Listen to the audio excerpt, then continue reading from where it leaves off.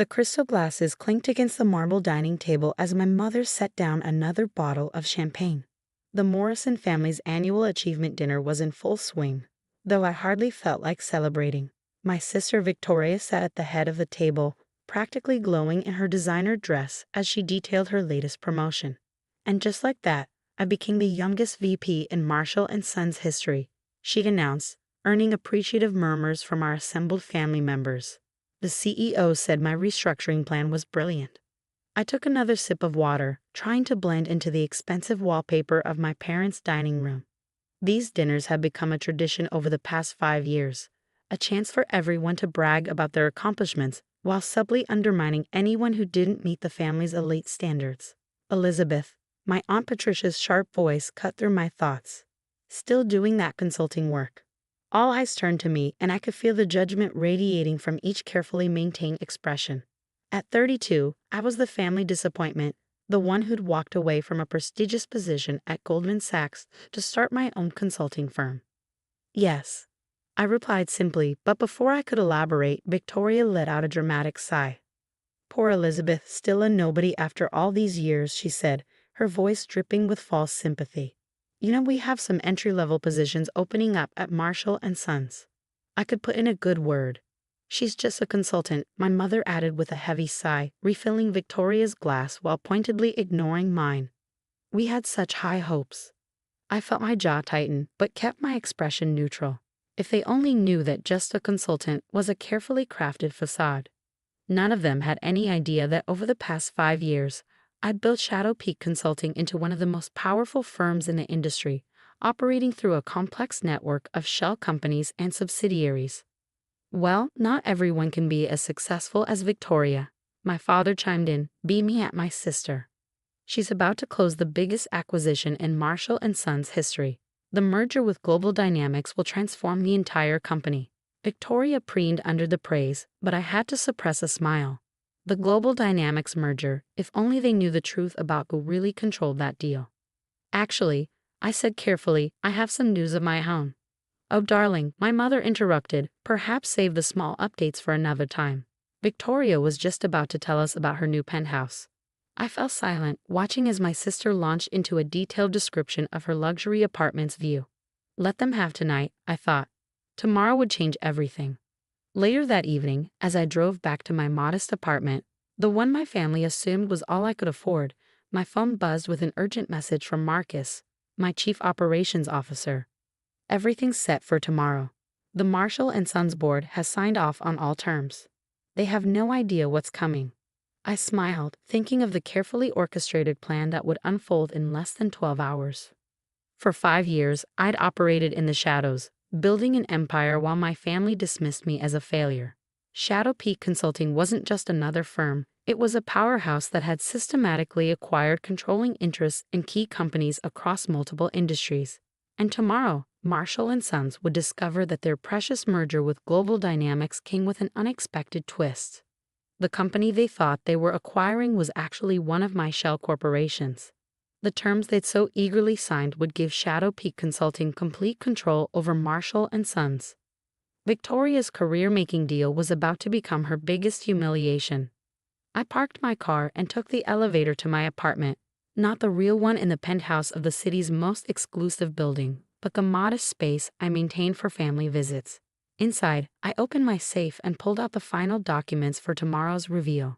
The morning would bring the kind of dramatic revelation my family seemed to love so much. Only this time, the shock would be on them. My phone buzzed again. Another message from Marcus. Your name is already being added to the building. By sunrise, everyone will know who really runs Marshall & Sons. I poured myself a glass of wine, not the cheap variety my family assumed I drank, but a vintage worth more than Victoria's monthly salary. Tomorrow would mark the end of Elizabeth the nobody, the family disappointment, the just a consultant.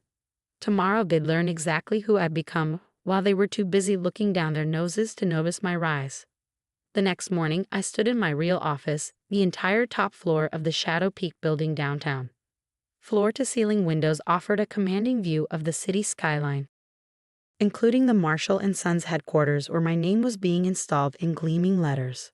Miss Hamilton. My assistant Sarah appeared at my door. They're waiting in the main conference room. Your sister is quite vocal about the delay.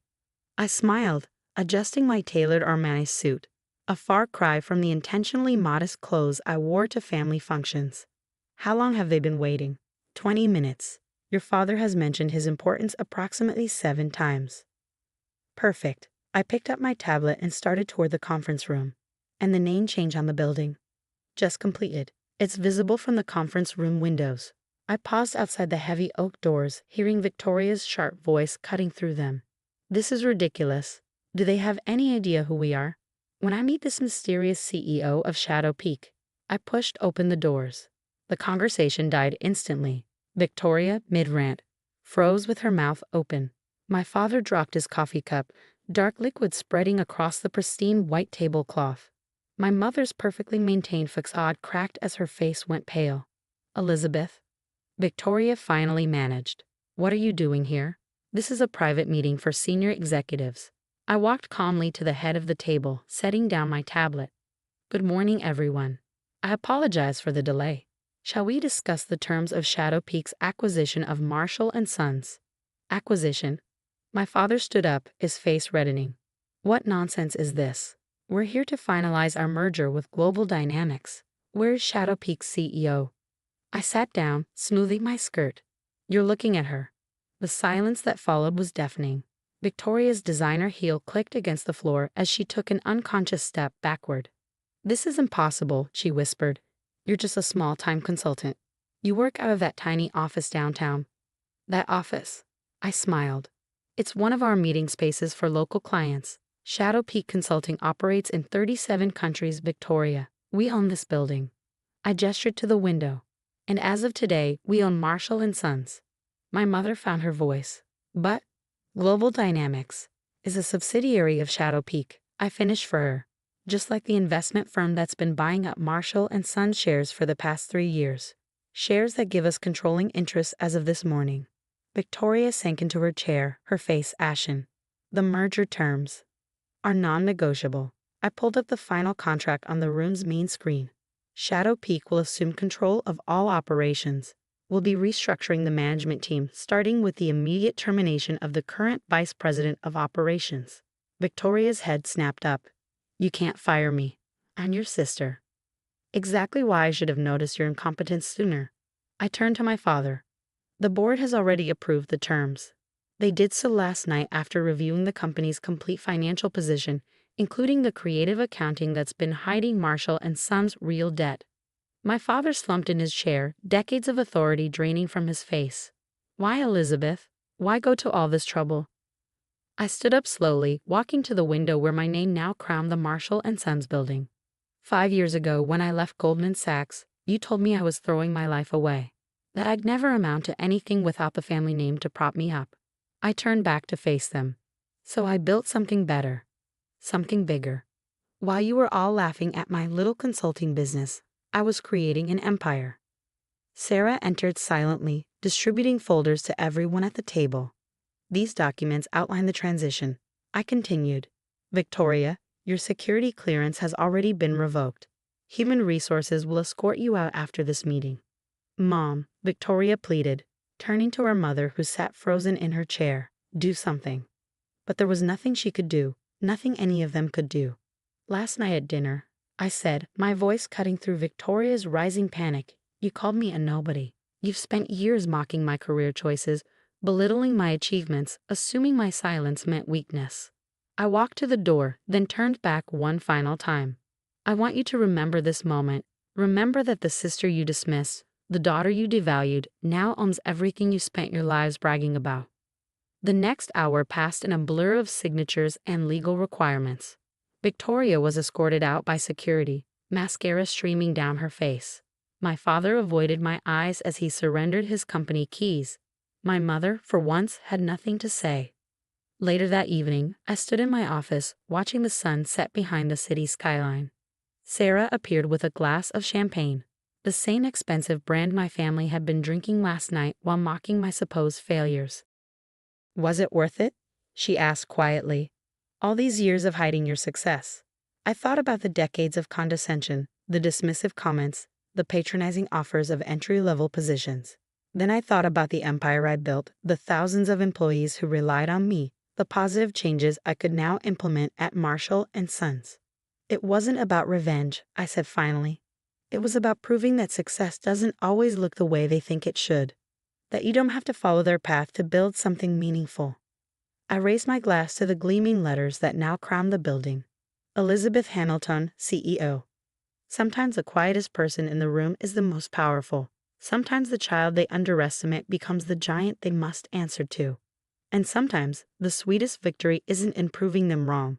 It's in showing them that you never needed their approval in the first place. The following year brought changes no one in my family could have predicted. Marshall and Sons, under Shadow Peak's leadership, transformed into a more ethical, innovative company. Victoria eventually found a mid-level position at another firm, hopefully having learned the value of humility. My parents, their social standing shattered, stopped hosting their achievement dinners. And me, I kept building, growing, expanding, not to prove anything to them anymore, but because I discovered something they never understood. True success isn't about titles or family names or yearly bonuses. It's about creating something meaningful, something that lasts. These days, when people ask about my path to success, I tell them the truth. Sometimes the best response to those who underestimate you isn't to prove them wrong immediately. It's to build something so magnificent that when they finally realize their mistake, it's already too late to matter.